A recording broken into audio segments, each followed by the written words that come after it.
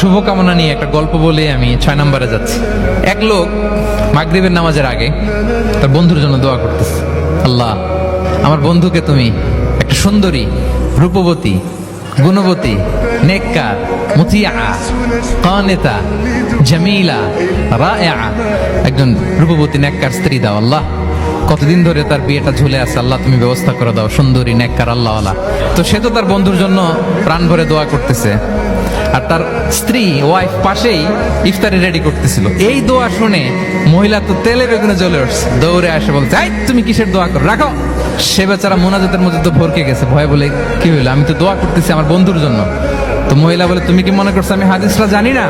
অন্যের জন্য কোন ভালো দোয়া করলে আগে যেটা নিজের জন্য কবুল হয়, তুমি মনে করছো আমি জানি না? তুমি ভাবছো হাদিস শুধু তুমি একা জানো, আমি জানি না? না, কি সব দোয়া করো এগুলা? আল্লাহু আকবার, আল্লাহ রহম করুক। প্রিয় ভাইরা, এটা বলার উদ্দেশ্য হচ্ছে আপনি ভালো কিছু অন্যের জন্য চাইলে আল্লাহ তাআলা এটা নিজের জন্য কবুল করে নেয়।